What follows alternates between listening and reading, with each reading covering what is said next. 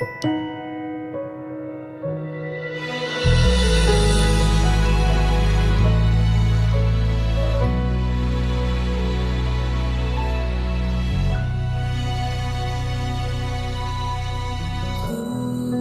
mencari wajah-Mu, Yesus kekasihku,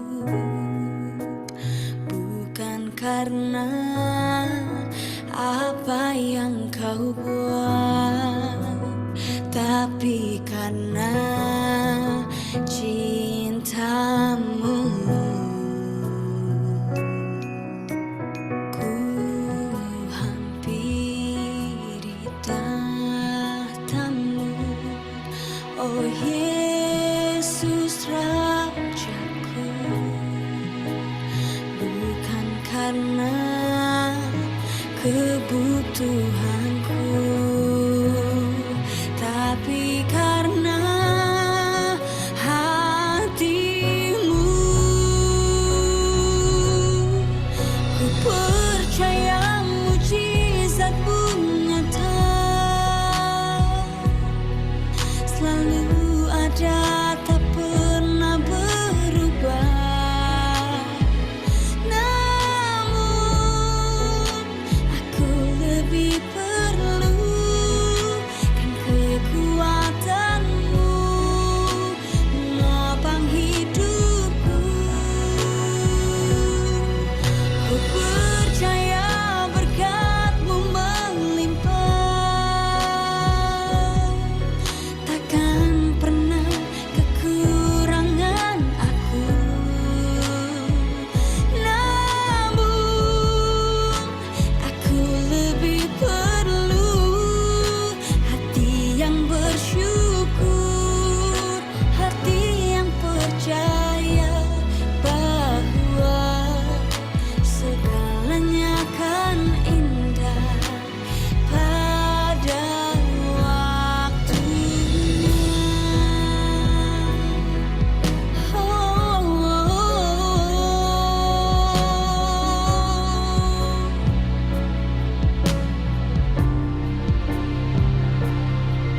Ku percaya mujizat-Mu nyata,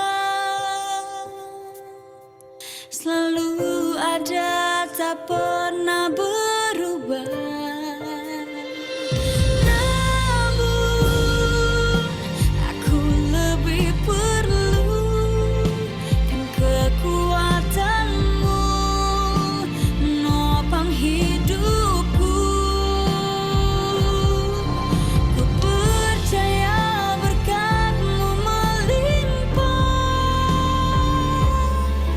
takkan pernah kekurangan aku. Namun aku lebih perlu hati yang bersyukur, hati yang percaya bahwa segalanya akan indah pada waktunya.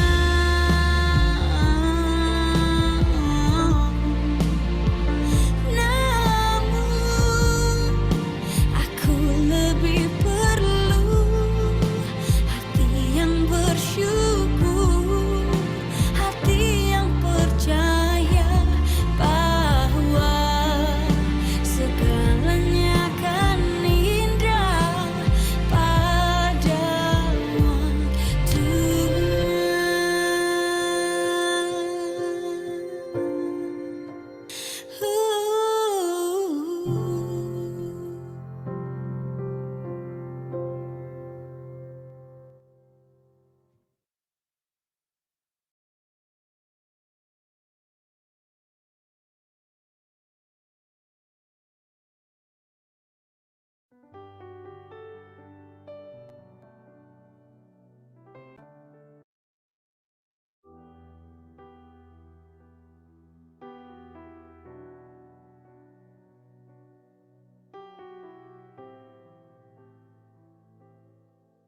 Terima kasih Tuhan Yesus.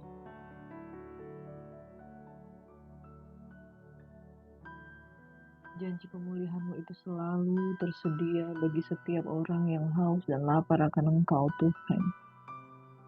Engkau memperhitungkan iman setiap orang yang percaya kepadamu. Ku cari wajah-Mu dan kami menemukan kasih-Mu, Tuhan. Bapa, terima kasih buat pagi hari ini. Orang yang menanti-nantikan Tuhan akan mendapatkan kekuatan baru. Kami mencari wajah-Mu, Yesus, Engkau kekasihku.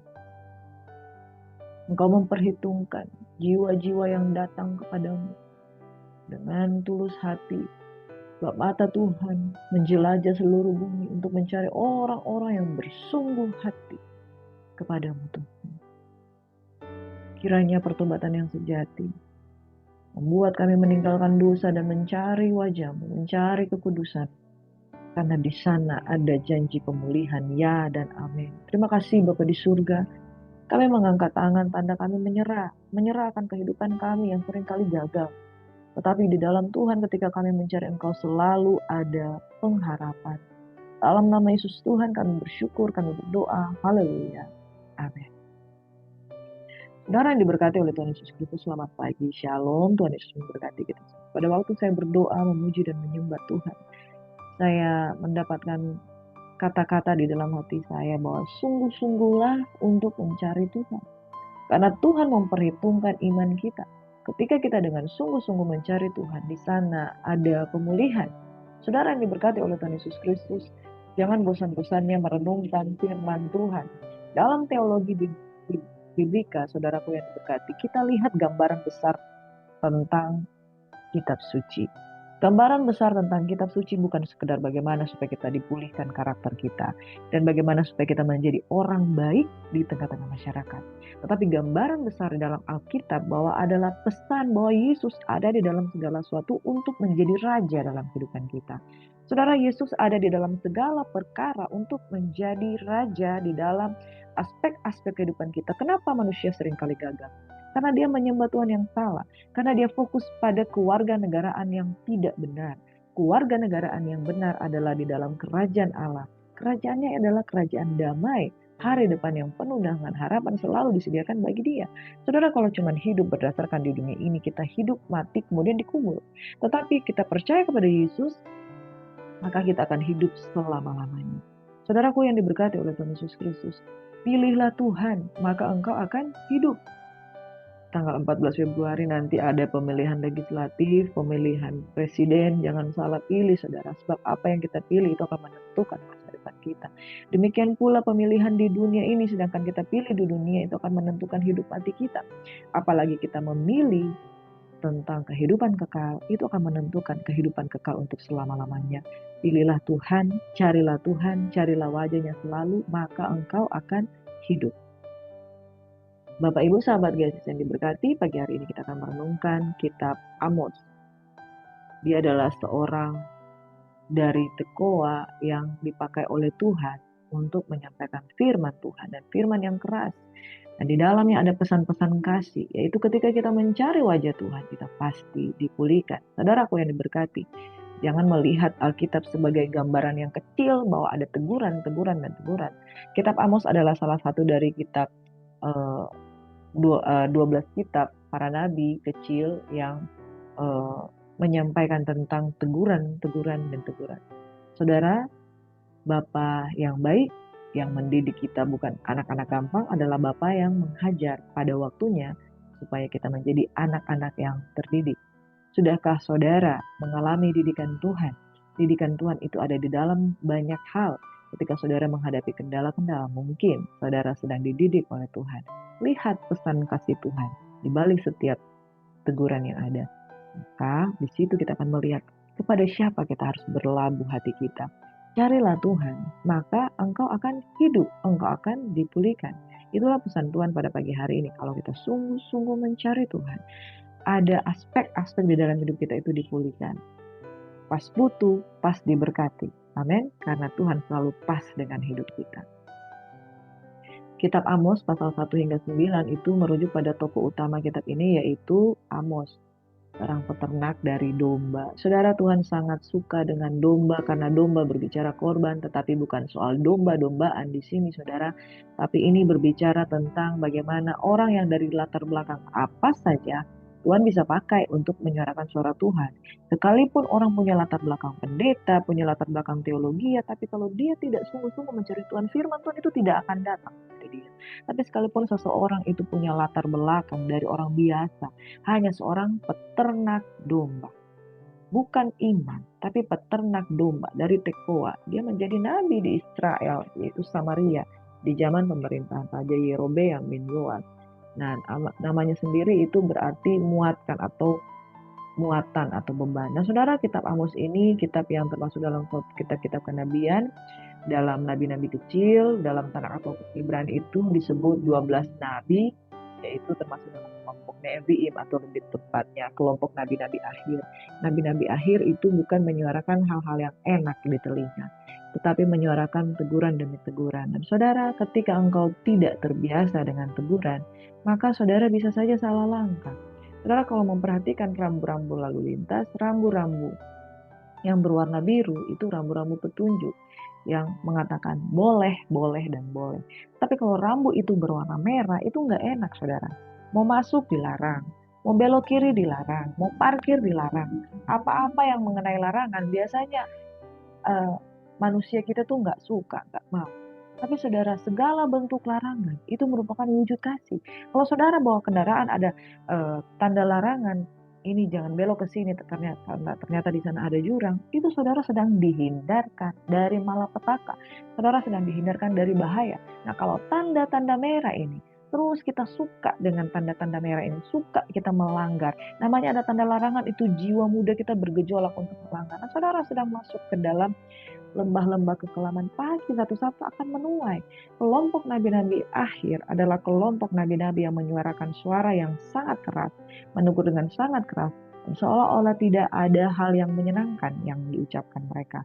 Tapi saudaraku yang diberkati, setiap teguran itu sedang menghindarkan saudara dari mara bahaya dan malapetaka. Amin.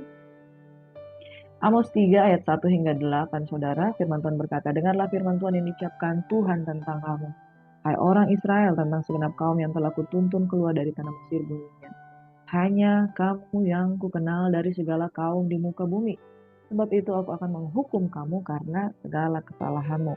Saudara, prototipe kerajaan Allah ada di dalam Israel. Prototipe kerajaan Allah ada di dalam diri orang-orang percaya. Dan Tuhan mengenal umat pilihannya. Tuhan mengenal umatnya, maka mereka akan disebut umatku dan aku akan disebut Allahmu. Ketika Tuhan mengenal kita sebagai umatnya, maka aturan-aturan kerajaan itu berlaku dalam kehidupan kita. Hanya kamu yang kukenal di muka bumi ini, itu merupakan sebuah penghargaan. Ketika Tuhan mengenal kita, namanya ada di dalam hidup kita, namanya ada di atas kita. Ketika Tuhan mengenal Israel, ketika Tuhan mengenal Yehuda, namanya melekat di dalam bangsa ini, saudara. Dan ketika namanya ini melekat, maka perlindungan Tuhan itu turun di dalam kehidupan mereka. Dan saudara, Tuhan mengikat perjanjian dengan sumpah terhadap bangsa Israel. Demikian pula kita yang percaya kepada Kristus. Tuhan mengikat diri dengan sumpah kepada orang-orang yang disebut orang percaya. Saudara, sudahkah engkau berbangga dengan hubungan ini? Sudahkah saudara berbangga dengan kasih Tuhan yang memprioritaskan dan mengutamakan engkau di dalam kehidupan ini? Tapi ingat saudara, ketika kita hidup melekat dengan Tuhan, bukan saja Tuhan telah memilih kita, tapi Dia menetapkan kita untuk pergi dan menghasilkan buah. Dan buah yang ada pada kita itu menunjukkan bagaimana kita merupakan duta-duta kerajaan Allah. Saudara, ketika Tuhan memilih kita dan memiliki kita, perjanjiannya ada di dalam diri kita. Ketika kita disebut istri dari orang, maka kita menjadi milik suami kita. Dan apapun yang kita bawa, kita membawa identitas suami kita kemana-mana. Nah saudara, perjanjian itu melekat antara Tuhan dengan bangsa Israel. Makanya Israel disebut sebagai bangsa pilihan Allah. Nama Allah, nama Yahweh melekat di dalam diri Israel.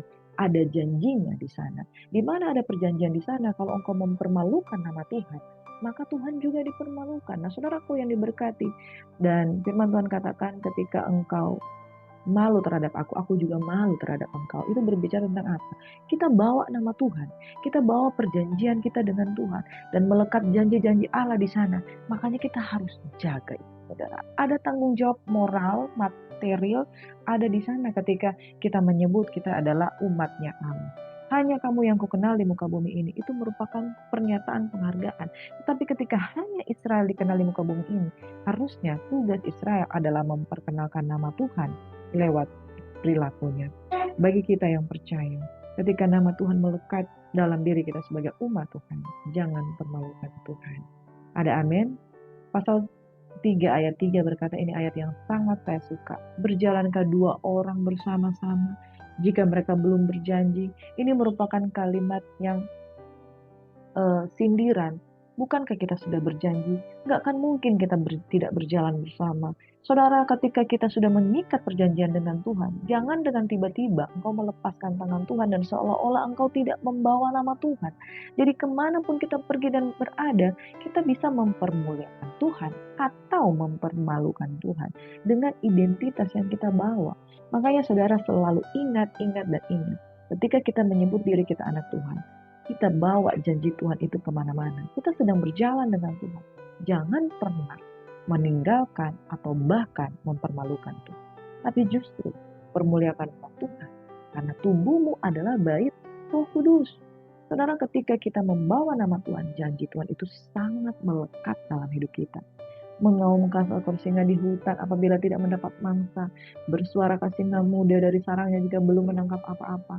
Jatuhkah seekor burung dalam perangkap di tanah apabila tidak ada jerat terhadapnya? Membingkaskah perangkap dari tanah jika tidak ditangkapnya sesuatu? Adakah sangkakala ditiup di suatu kota dan orang-orang tidak gemetar? Adakah terjadi malapetaka di suatu kota dan Tuhan tidak melakukannya? Saudara, barang siapa melekat dengan nama Tuhan, di sana melekat perjanjian dengan Tuhan. Barang siapa menjadi milik kepunyaan Tuhan, maka prinsip-prinsip kerajaan Allah itu melekat dengan dirinya. Dan Tuhan siap sedia untuk mengerjakan apa yang Dia firmankan. Entah itu berkat, entah itu peringatan, atau kalau kita menyalahi kehendak Tuhan, pasti ada teguran yang nyata. Sungguh Tuhan Allah tidak berbuat sesuatu tanpa menyatakan keputusannya kepada hamba-hambanya, para nabi. Singa telah mengaum, siapakah yang tidak takut? Tuhan Allah telah berfirman, siapakah yang tidak bernubuat? Saudara, orang percaya, orang Kristen, orang-orang yang menyembah Tuhan Allah Yahweh, sesungguhnya hidupnya sudah ditentukan. Ada nubuatan yang pasti akan berlaku, akan digenapi, dan kalau kita melekat dengan Tuhan, tentu kita akan menerima yang baik daripada Tuhan. Saudara, sudahkah kita menikmati janji Tuhan, melekat dengan Tuhan? Maka apa yang dinubuatkan itu pasti akan terjadi dalam hidup kita. Tinggalkan manusia lama, tapi percaya kepada Tuhan dengan sungguh-sungguh. Carilah Tuhan, maka engkau akan hidup. Sebab Tuhan sudah mengikat janji, Ia pasti berfirman. Karena Tuhan sudah berfirman, Ia pasti akan menggenapi. Itu rumus, saudara. Kalau kita sudah mengikatkan diri dengan Tuhan, Dia pasti akan berfirman. Dan kalau firman-Nya itu Dia sudah ucapkan, Dia pasti akan menggenapi. Hari ini, ketika engkau mendengarkan firman Tuhan, melekat dengan Tuhan, adakah engkau mempercayai firman-Nya tergenapi dalam hidupmu?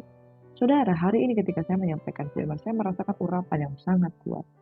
Bagi saudara yang sedang memandang ke layar monitor pada pagi hari ini, adakah janji yang engkau ingat? Janji Tuhan.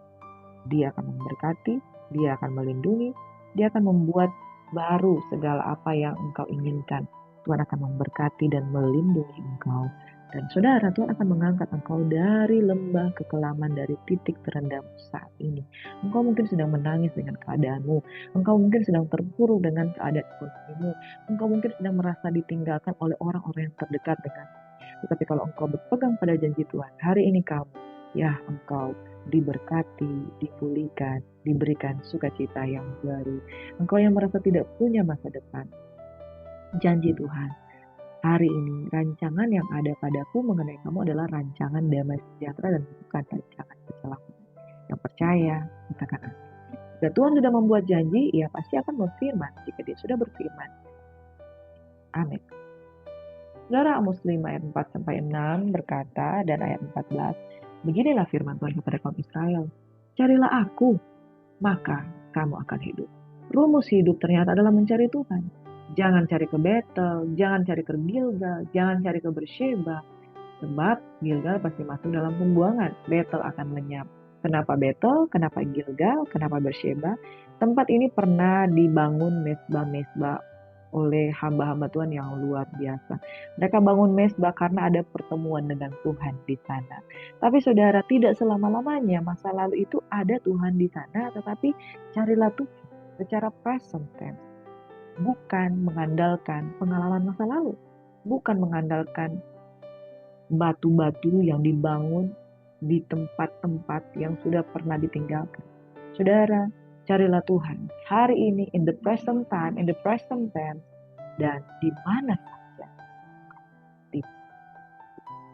Carilah Tuhan, bahkan hari ini ketika engkau sedang mendengarkan firman Tuhan, angkat tanganmu dan katakan, Jesus, welcome in this heart. Dia pasti akan memberikan hidup. Life will exist. Saudaraku yang diberkati oleh Tuhan Yesus Kristus, roh Tuhan memberi hidup, roh Tuhan memberi pemulihan. Dan hari ini ketika engkau angkat tangan, roh Tuhan ada. Amin. Carilah Tuhan, maka kamu akan hidup. 2 kali dikatakan carilah Tuhan, maka kamu akan hidup, supaya jangan ia memasuki keturunan Yusuf bagaikan api dan memakannya habis dengan tidak ada yang memadamkan bagi Betel. Tempat-tempat ini adalah tempat-tempat yang dikuduskan, yang pernah oleh bapak-bapak sebelumnya, nabi-nabi sebelumnya, mereka menemukan Tuhan. Yakub menemukan Tuhan, Yusuf menemukan Tuhan. Yusuf punya masa hidup yang integritasnya yang sangat luar biasa. Tetapi firman Tuhan katakan, carilah Tuhan maka kamu akan hidup. Jangan ia memasuki keturunan Yusuf bagaikan api dan memakannya habis.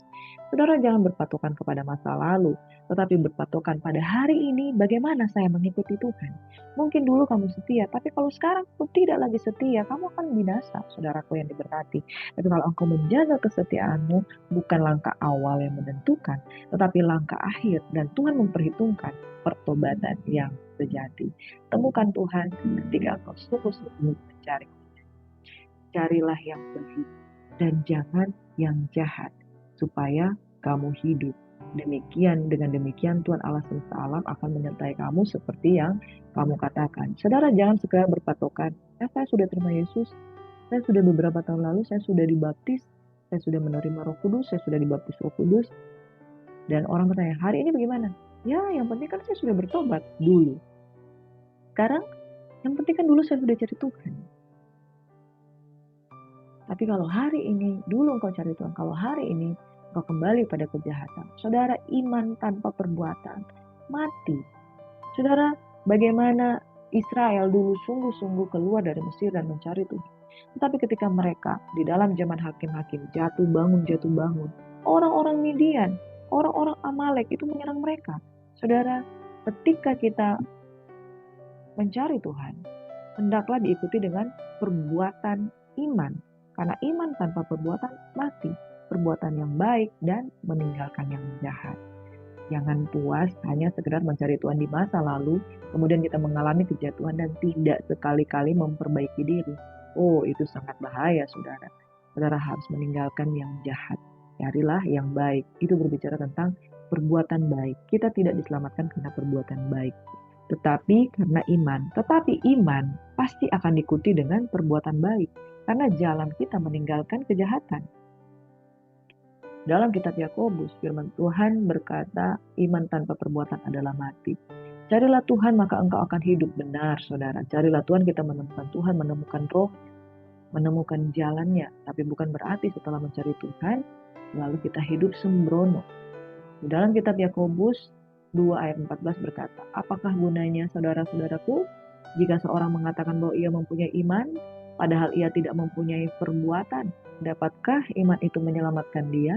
Saudara jawab dengan teori-teori teologi bahwa iman adalah kasih karunia yang menyelamatkan. Benar, saudara, tetapi di ayat yang lain mengatakan bahwa iman harus disertai dengan perbuatan.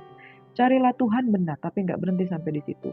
Carilah yang baik dan jangan yang jahat. Berbicara tentang buah, berbicara tentang perbuatan, berbicara tentang tindakan. Dari gelap kita keluar, masuk pada terang Tuhan yang ajaib, melangkah di dalam perbuatan yang benar. Jika iman itu tidak disertai perbuatan, maka iman itu adalah hakikatnya adalah mati. Jadi saudaraku yang diberkati oleh Tuhan Yesus Kristus, jangan cuma sekedar cari Tuhan, masuk gereja, ibadah, penyembahan luar biasa, tapi tetap mau terus tinggal dalam kejahatan. No, saudara harus tinggal di dalam apa yang baik dan meninggalkan yang jahat. Amos 9 ayat 11 hingga 15. Pada hari itu aku akan mendirikan kembali pondok Daud yang telah roboh. Aku akan menutup pecahan dindingnya dan akan mendirikan kembali reruntuhannya. Aku akan membangunnya kembali seperti di zaman dahulu kala, supaya mereka menguasai sisa-sisa bangsa Edom dan segala bangsa yang tersebut milikku. Demikianlah firman Tuhan yang melakukan hal ini. Sesungguhnya waktu akan datang, demikianlah firman Tuhan, bahwa pembajak akan tepat menyusul penuai dan pengirik buah anggur penabur benih. Gunung-gunung akan meniriskan anggur baru dan segala bukit akan kebanjiran. Aku akan memulihkan kembali umatku Israel. Mereka akan membangun kota-kota yang licin, tandas, dan mendiaminya. Mereka akan menanami kebun-kebun anggur dan minum anggurnya. Mereka akan membuat kebun buah-buahan dan makan buahnya. Maka aku akan menanam mereka di tanah mereka, dan mereka tidak akan lagi dicabut dari tanah yang telah kuberikan kepada mereka. Firman Tuhan Allah. Saudara, dari kitab yang sama disebutkan teguran-teguran dari Amos 1 dan 2 yang teguran-teguran yang luar biasa. Tapi dari kitab yang sama juga Tuhan menjanjikan pemulihan. Dia berjanji, hari ini aku akan mendirikan kembali pondok Daud yang telah roboh. Nah, bagaimana kita melihat pondok Daud ini? Pondok Daud adalah pondok kesukaan Tuhan karena hati Daud yang begitu melekat kepada Tuhan. Punya mazmur-mazmur yang lahir dari hati, bukan karangan manusia, tetapi lahir dari hati yang penuh dengan roh, yang menyukai penyembahan yang benar. Saudara, kalau kita mencari Tuhan, carilah dengan sungguh-sungguh dan harus disertai dengan perbuatan yang baik yang meninggalkan kejahatan. Maka inilah yang akan terjadi dalam hidup kita. Akan terjadi pemulihan, di mana kita sebagai baiknya yang kudus akan kembali menyembah Dia dalam hasrat yang mengasihi Tuhan, seperti Daud. Saudara, ketika kita mencari Tuhan, maka ada 3 pemulihan yang akan terjadi. Pemulihan hubungan, karena roh Tuhan berdiam di dalam diri kita. Masih ingat bagaimana Saul ditinggalkan roh Tuhan? Dan dia memanggil Daud untuk memainkan kecapi, maka roh-roh jahat berlalu daripada Raja Saul? Karena pujian penyembahan Daud. Maksudnya, kalau kita mencari Tuhan dengan sungguh-sungguh, pemulihan yang pertama yang terjadi adalah hubungan kita dengan Tuhan. Kita menjadi mezbah yang terbuka dan Tuhan akan berhadirat dalam diri kita. Pemulihan yang pertama adalah pemulihan mezbah, pemulihan peribadatan, pemulihan penyembahan. Itu pasti akan terjadi. Di mana ada penyembahan, di situ ada kerub-kerubim, di mana ada penyembahan dan kerubim, di situ ada roh Allah yang berdiam, saudara. Roh Allah akan berdiam di dalam hati orang percaya. Ini janji Tuhan kepada bangsa ini. Pemulihan mezbah, pemulihan peribadatan. Yang kedua, aku akan memulihkan kembali umatku. Mereka akan membangun kota yang licin, menanami kebun anggur. Berbicara tentang pemulihan berkat, pemulihan ekonomi. Saudara, pasti ketika dipulihkan diikuti dengan pemulihan berkat. Saya berdoa untuk Ibu Susi yang doa-doanya selalu datang kepada kami, minta didoakan supaya apartemennya bisa disewa, bisa dijual, dan bisa memenuhi kebutuhan-kebutuhan mereka. Saya percaya ketika engkau dengan sungguh-sungguh mencari wajah Tuhan, maka pemulihan ekonomi ini pasti terjadi, saudara. Lumbung-lumbungmu akan terisi penuh. Amin. Orang-orang percaya tidak akan meminta-minta, tetapi justru akan memberkati. Pemulihan yang ketiga, saudara, aku akan menanam mereka di tanah mereka, dan mereka tidak akan dicabut lagi dari tanah yang telah kuberikan kepada mereka. Artinya ada pemulihan kepemilikan, pemulihan otoritas, pemulihan kedudukan. Lukas 15, saudaraku yang diberkati oleh Tuhan Yesus Kristus, berbicara tentang anak yang hilang, yang kehilangan warisannya karena dia menghambur-hamburkannya. Lalu dia teringat kepada Bapa. Dia kembali kepada Bapa. Apa yang terjadi ketika dia kembali kepada Bapa? Dipulihkan otoritasnya, diberikan cincin, diberikan jubah, diberikan kasut. Kedudukannya diangkat kembali. Demikian juga bangsa Israel. Ketika mau mencari Tuhan, meninggalkan yang jahat dan mencari yang baik, maka pemulihan itu akan terjadi. Saudara, waktu saya menyampaikan ini, saudara yang mendengar, ini adalah suara Tuhan. Bukan main-main. Kalau engkau mencari Tuhan saat ini, saudara, maka saudara akan melihat kedudukan yang akan dipulihkan. Mungkin engkau pernah dibuang dari pekerjaan, engkau akan dikembalikan posisimu. Bahkan promosi itu tidak datang dari timur dan barat, engkau akan dikembalikan posisimu. Otoritasmu baik di hadapan Tuhan maupun di hadapan manusia. Keadaan ekonomi, bisnismu akan dipulihkan oleh Tuhan. Percaya, katakan, kalau engkau cari Tuhan dengan sungguh-sungguh, mencari wajahnya, 3 pemulihan ini akan terjadi di dalam hidupmu. Yang pertama, Tuhan akan memulihkan mesbah atau peribadatan, berbicara tentang hadirat Tuhan. Yang kedua, pemulihan ekonomi, berbicara tentang berkat jasmani. Yang ketiga, pemulihan otoritas kedudukan. Engkau akan dihormati, dihargai di tempat yang dulu engkau pernah dibuang. Kalau engkau datang kepada Tuhan dengan sungguh-sungguh, berkat itu akan tersedia bagimu. Amin.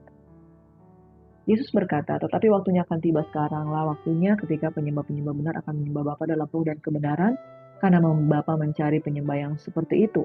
Tuhan adalah roh dan mereka yang menyembah Dia harus menyembah Dia dalam roh dan kebenaran. Saudara ingin menemukan pemulihan, 3 pemulihan itu, datang kepada Tuhan, menyembah Dia dalam roh dan kebenaran, itulah mencari wajah Tuhan. Tuhan memberkati engkau dan saya. Bapak, terima kasih buat pagi hari ini, pagi yang diberkati oleh Tuhan. Saya merasakan ada orang-orang yang sangat membutuhkan untuk dipulihkan. Ketika mereka mencari Tuhan dengan sungguh-sungguh, saya melihat bahwa perubahan yang sejati itu akan menuntun kepada iman, dan iman yang menuntun kepada perbuatan-perbuatan yang menjauhi kejahatan akan membawa kepada pemulihan yang sejati. Terima kasih Bapak di surga. Pemulihan terjadi buat ibu-ibu, bapak-bapak, oma, opa, dan anak-anak muda yang hari ini mendengarkan firman Tuhan. Hidupmu akan dikembalikan posisinya. Pemulihan itu berbicara tentang membalikkan keadaan kepada hal yang lebih baik. Dalam nama Yesus Tuhan itu terjadi. Sambut berkat Tuhan. Tuhan memberkati dan melindungi. Tuhan menyinari engkau dengan wajahnya. Tuhan memberikan engkau kasih karunia. Tuhan menghadapkan wajahnya kepadamu penuh dengan hadirat Tuhan. Engkau diberkati. Semua yang cinta Tuhan sama-sama katakan haleluya. Amin. Shalom. Tuhan Yesus memberkati and God bless you. Selamat beraktivitas.